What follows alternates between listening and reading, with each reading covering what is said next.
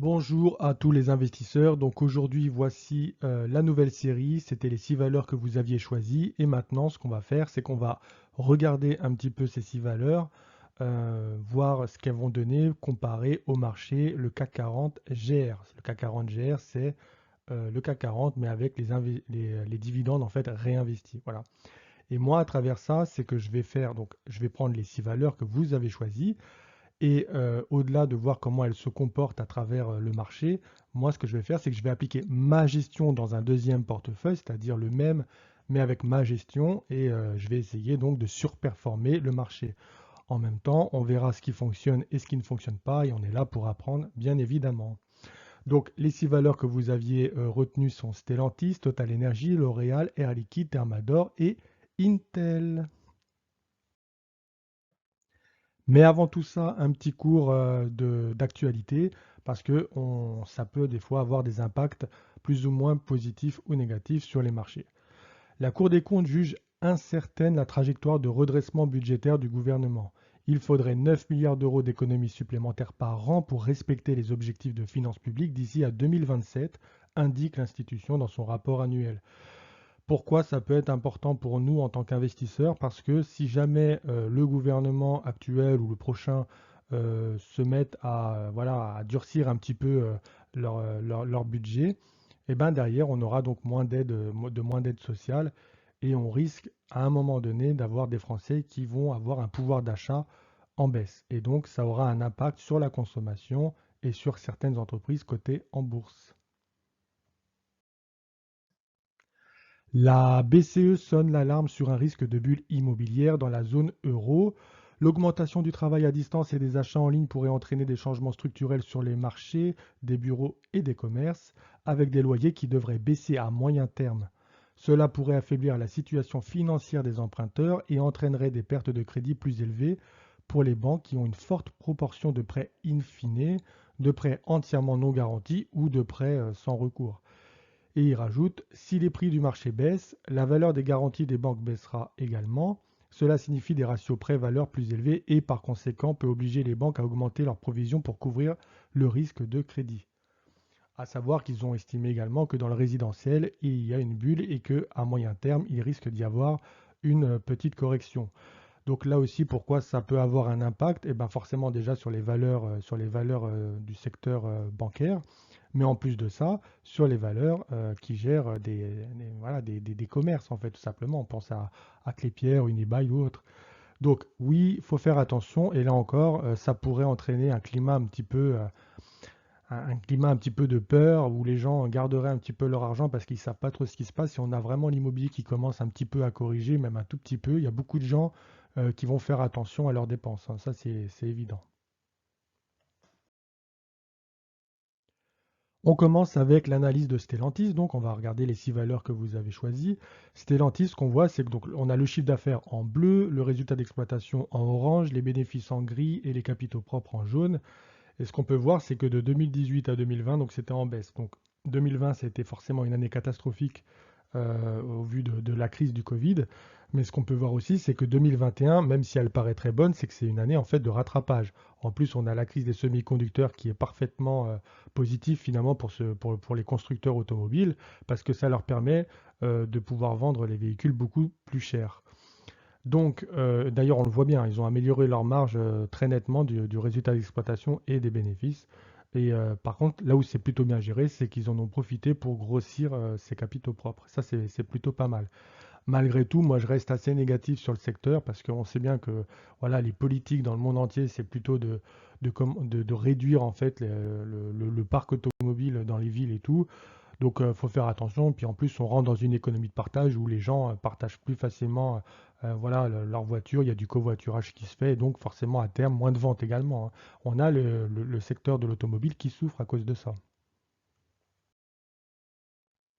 Graphiquement, ce qu'on peut voir, c'est que depuis la crise du Covid, bah, du coup, ça s'est plutôt bien comporté, ça a augmenté. Mais voilà, depuis septembre, ça commence un petit peu, ouais, même depuis juin, hein, ça commence un petit peu à coincer. Et là, le titre actuellement est sur les 16,70 €. Voilà, on voit, ça n'évolue plus vraiment. Alors ça tente de casser par le haut, ça peut aussi, ça tente des fois de casser par le bas. Pour l'instant, ni les acheteurs ni les vendeurs sont en train de gagner cette bataille, mais à un moment donné, bah, il va y avoir un gagnant. Moi, je pense que ça va être plutôt du côté des vendeurs que ça va gagner. Et on pourrait éventuellement, si on voulait investir dedans, donc là, je parle en fait de ma gestion du portefeuille, des 6 valeurs, comment je vais réagir dessus. Donc, je vais mettre un petit peu d'argent sur Stellantis, mais par contre, sur les 15 euros, sur le dernier plus bas, ben là, je remettrai un petit peu d'argent dessus. Donc, je vais garder un petit peu de cash finalement, hein. Et sur les 14 euros, c'est pareil. Je pense que là, ça serait une position d'achat plus forte et je me renforcerai de manière plus forte sur le titre. Et bien évidemment, pour moi, vraie, euh, la vraie offre d'achat, ça serait sur les 12,70 € où là, effectivement, c'est une vraie position d'achat. Voilà. On aurait de quoi mettre de l'argent dessus sans avoir peur, hein, finalement. Total Energy. Donc pour Total Energy, c'est pareil. On voit le chiffre d'affaires qui n'est pas croissant, hein, d'ailleurs. En 2019, il était décroissant. En 2020, bah forcément, vu la crise, oui, ils ont perdu beaucoup d'argent. Ils ont perdu 5 milliards 6. Mais c'est pas trop grave. L'année d'avant, ils avaient gagné 16 milliards 2 et puis l'année d'avant aussi. Par contre, en 2021, bon, bah, on retrouve les niveaux 2018. Il n'y a pas d'effet rattrapage.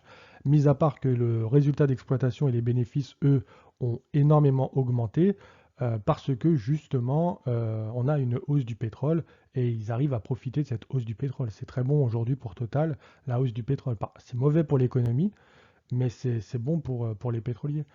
Donc, à un moment donné, moi, je pense quand même que c'est une valeur qui est en danger. On sait très bien que tout le monde veut diminuer la consommation du pétrole et des véhicules thermiques. On sait très bien que de toute façon, on a les énergies renouvelables qui sont en train d'arriver et qui sont amenées à prendre des parts du marché aux énergies thermiques. Donc, voilà, moi, je ne suis pas positif à moyen long terme. À court terme, je pense que ouais, en 2022, je pense que le pétrole peut encore augmenter, mais par contre, derrière, bah, ça va amener une baisse du pouvoir d'achat des Français, et sur d'autres secteurs, ça risque d'être un peu plus compliqué aussi. Au niveau du graphique, bon, bah, on voit bien, ça bouge pas énormément depuis 2001, 2000, avec un point haut en 2007-2008, notamment. Depuis, en fait, ça n'a pas vraiment bougé. Et puis, ce qu'on peut voir, c'est qu'aujourd'hui, on est quand même sur une résistance, enfin, on n'est pas loin d'une résistance qui date depuis maintenant 2005. Et je ne pense pas que ce soit le bon moment d'acheter Total, notamment pour les perspectives d'avenir, mais aussi parce que euh, on n'est pas loin de ce plus haut, en fait, hein, finalement. Donc, le titre peut baisser. Je ne suis pas très positif pour l'instant. On a également une autre résistance là qui est en train de se mettre en place.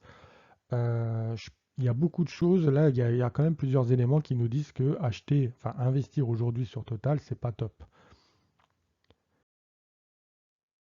L'Oréal, moi personnellement, par rapport à l'année 2021, j'ai été déçu. Je pense qu'il n'y a pas eu l'effet rattrapage. Alors, en 2020, ils ont un tout petit peu souffert, mais ça va, hein. Je veux dire, une petite baisse des bénéfices, une petite baisse du résultat d'exploitation, une petite baisse du chiffre d'affaires. Honnêtement, ça allait. Par contre, en 2021, moi, je trouve qu'il y a c'est pas très positif tout ça. Je pense que ça n'a pas assez augmenté. Donc, ils ont augmenté leurs bénéfices. Leurs bénéfices n'ont jamais été aussi élevés. Mais derrière, moi, ce que je préfère regarder, c'est le chiffre d'affaires. Et je suis un petit peu déçu du chiffre d'affaires de 2021 pour L'Oréal. Donc, ça reste une très belle valeur. Mais voilà. Et la dette de L'Oréal, d'ailleurs, elle est plutôt correcte, hein. Je n'ai pas précisé pour Total Energy avant, mais moi, je trouve que la dette de Total Energy est vraiment importante. Au niveau du graphique, L'Oréal, bon, on voit ça, ça fait plaisir pour les personnes qui sont rentrées en 2012-2013. Par contre, pour les personnes qui sont en train de rentrer aujourd'hui, je pense qu'il y a du souci à se faire. Donc aujourd'hui, on est sur un support sur les 360 euros. Ça peut valoir le coup du coup de jeter une petite pièce dessus, mais à condition forcément d'y aller tranquillement. Moi, au niveau de mon portefeuille, de ma gestion active, ce que je vais faire, c'est mettre une toute petite pièce dessus, et puis derrière, je me renforcerai sur, par contre, le support des 150. Parce que ce qu'on voit, c'est qu'en fait, on a eu un vrai canal haussier sur L'Oréal qui s'est créé ouais, depuis 2013. On a eu une accélération ensuite et On a eu une accélération ensuite, et puis derrière, en fait, c'est un petit peu trop cher aujourd'hui. Air Liquide, donc pour Air Liquide, on a un chiffre d'affaires qui est croissant. 2020, ils ont un petit peu peiné, mais sans plus. Tout est croissant, mais de manière parfaitement proportionnée. On a un chiffre d'affaires, résultat d'exploitation, les bénéfices ou les capitaux propres. Voilà, ça monte progressivement. La croissance, elle n'est pas folle, mais elle est présente. Et ça, c'est bon. C'est une entreprise qui est parfaitement gérée. La dette, elle est complètement, elle est vraiment supportable. Et donc, sur Air Liquide, aujourd'hui, c'est vrai que ça peut être intéressant. Mis à part que peut-être que le prix est un petit peu cher, mais encore, ça peut sembler correct. Au niveau du graphique, bon, bah, on le voit, on est plutôt pas mal avec un canal haussier qui s'est dessiné et ça a tenté récemment donc de casser par le haut ce canal haussier et notamment ça a déjà rebondi deux fois sur cette résistance qui pourrait du coup se transformer au fil du temps en support. À vérifier quand même parce qu'on a les marchés financiers qui aujourd'hui corrigent un petit peu. On a une année 2022 qui s'annonce économiquement un petit peu plus compliquée pour tout le monde, mais en tout cas aujourd'hui ça reste positif. Moi je reste d'avis dans ma gestion active du portefeuille de ces six valeurs que c'est pas aujourd'hui que je vais mettre beaucoup d'argent dessus. Je vais plutôt attendre un retour sur le support du canal haussier et donc aux alentours des 110, 115 pour pouvoir rentrer sur cette valeur de manière beaucoup plus agressive justement. Ensuite, on a Thermador. Je pense que c'est l'entreprise qui a le bilan, le compte de résultat le plus sain. Ça n'arrête pas de monter. 2020 n'a pas été du tout un problème pour eux. Et ça ne fait donc que monter, que monter. Donc en 2021, sur les chiffres, j'ai fait une prévision parce que j'ai pas trouvé les chiffres de l'année 2021 complet, mais j'ai fait une prévision qui devrait être plus ou moins correcte, je pense. Mais voilà, 2021, c'est une très belle année. Il faut savoir que le président a annoncé que justement lui-même était un petit peu étonné parce que les estimations n'étaient pas aussi bonnes que ça. Mais il annonce aussi une année 2022 certainement plus compliquée pour Thermador. Et ça, en tant qu'investisseur, il va falloir le prendre en compte également.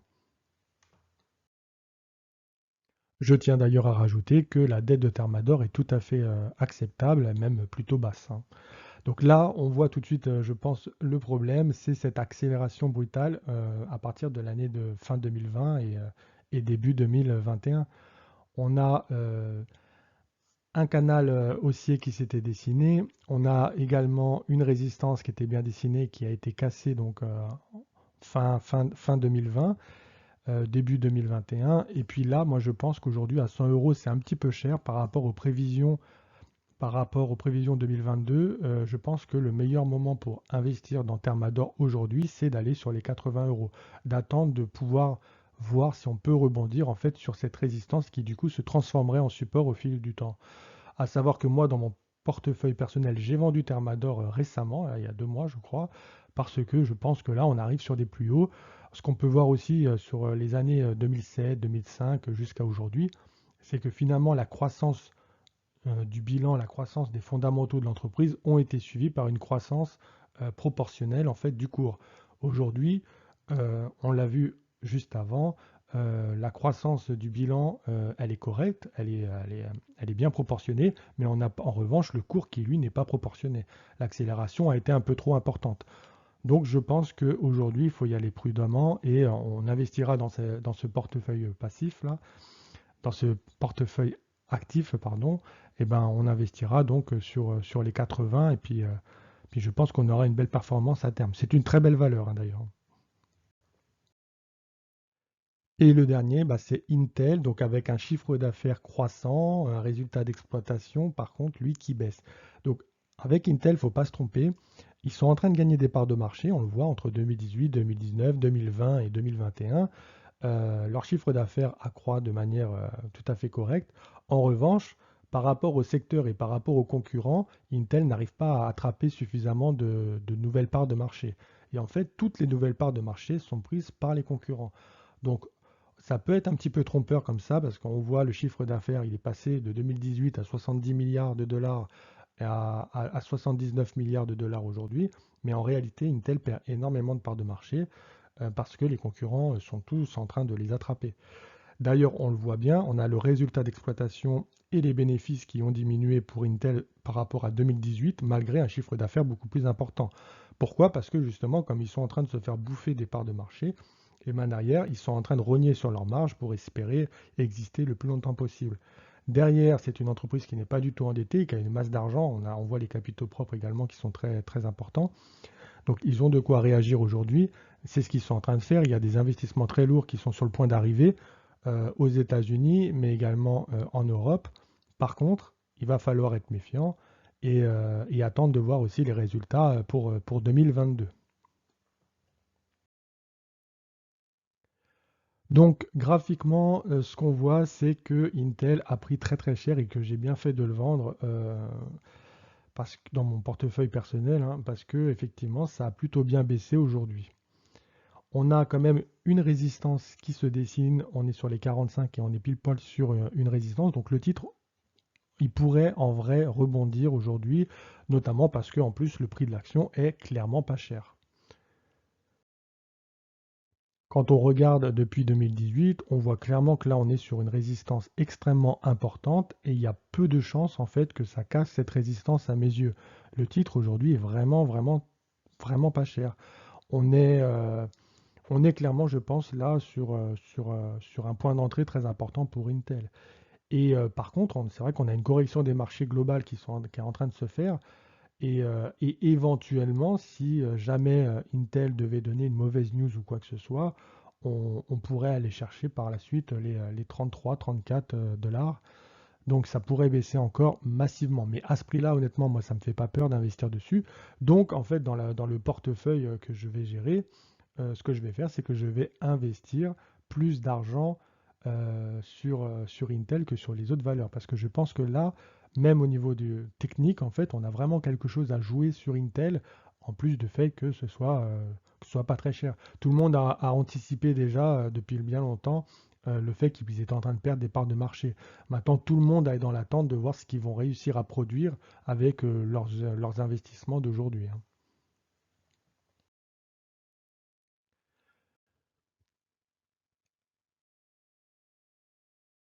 On a aujourd'hui l'euro-dollar. Je l'ai mis en bas parce que comme ça, vous allez pouvoir voir, comparer un petit peu, parce que forcément, ce que je vais faire avec votre portefeuille, les 6 valeurs que vous avez choisies, c'est que je vais mettre la même somme d'argent, à peu près 1500 euros, donc sur chaque ligne. On a un apport total de 9000 euros, donc ça fera 1500 sur chaque ligne, et on va comparer la performance de ces 6 lignes avec le CAC 40 GR. Donc déjà, ce qu'on va voir, c'est si vos 6 lignes, déjà de base, font mieux que le CAC 40 GR ou non. GR, donc c'est quoi? C'est le CAC 40 plus les dividendes réinvestis. Et là, comme par exemple Total, ça ne bouge pas beaucoup, mais il y a beaucoup de dividendes, et ben derrière, ce qu'on va faire, c'est qu'on va comparer ce qui est comparable de manière à ce que ce soit équitable au mieux et donc comparer avec le CAC 40 GR.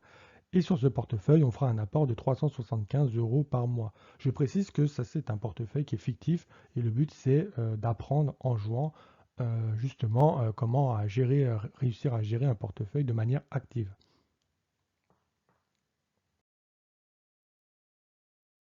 Ceci est le portefeuille de la communauté. Donc Stellantis, on voit qu'on a 90 actions dessus. Donc on a le prix actuel, le prix en direct, le nombre d'actions qui a été choisi, le montant d'investissement que cela représente. On a derrière le cash qui reste, donc 14,99 € pour l'instant. Le PRU, donc à quel moment on a commencé à investir dessus. Et le résultat, donc qui est pour l'instant 0, mais ça bougera, et les dividendes perçus au fil du temps. Et donc, ce qu'on peut voir, voilà, c'est qu'un Thermador, par exemple, il y a 1500 euros d'investis. Intel, c'est 1511 euros. Donc, il y a la conversion qui est faite justement avec l'euro-dollar qui est en bas.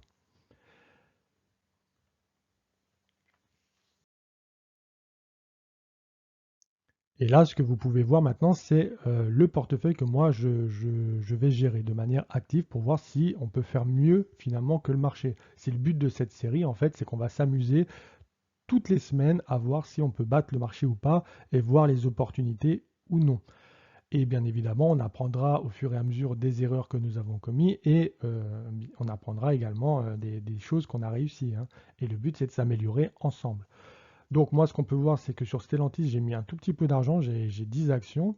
Total Energy, je ne suis pas du tout rentré dessus. L'Oréal, une action. Air Liquide, 2 actions.